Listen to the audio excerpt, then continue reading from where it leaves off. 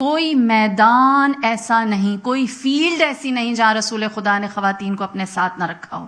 اور یہ آپ نے کیا کیسے؟ مدینے کی خواتین کے لیے جو آپ کہیں کمیونٹی لیڈر تھیں، جو چاہتی تھیں کہ مکے اور مدینے کی چیزیں ایکسچینج ہوں، اور جو اس ایکسچینج کو لیڈ کر رہی تھی جناب فاطمہ۔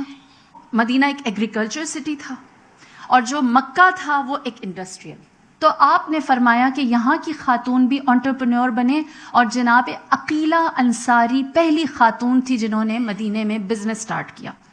پھر جناب فاطمہ بہت اچھا پرفیوم بنانا جانتی تھی، آپ نے جناب ملکہ اور خولہ کو پرفیوم بنانا سکھایا۔ تیسری چیز کپڑا بنانا، جو کپڑا بنانا ہے وہ بھی مکے والے جانتے تھے، اس کی پراپر ورک شاپ مدینے میں رکھی گئی اور کہا گیا اس بزنس کو ہم یہاں لائیں گے۔ اور پھر اس کے بعد چوتھی چیز تھی جو مدینے والوں کو آتی تھی، وہ تھی گارڈننگ یا فارم ورک۔ مدینے کی خواتین نے مکے کی خواتین کو سکھایا۔ پھر ہینڈی کرافٹ، آپ نے جناب شفا بنت عبداللہ، خالدہ بنت انس اور جناب اسماء، انہوں نے ہینڈی کرافٹ سکھائے۔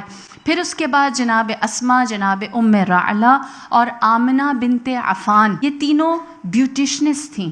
پھر جناب ام صفیہ، انہوں نے رگ بنانا، کھجور کے پتوں سے بنایا جاتا ہے اس کی، اور سب سے بڑی انڈسٹری جو مدینے میں لگی وہ یہ رگز بنانے کی تھی۔ پھر اس کے بعد جو ایجوکیشنسٹ تھیں، جو اکیڈیمکلی لکھنا پڑھنا سکھاتی تھی، ام درداء اور شفا بنت عبداللہ، یہ باقاعدہ مسجد میں بیٹھتی اور خواتین کو لکھنا اور پڑھنا سکھاتی۔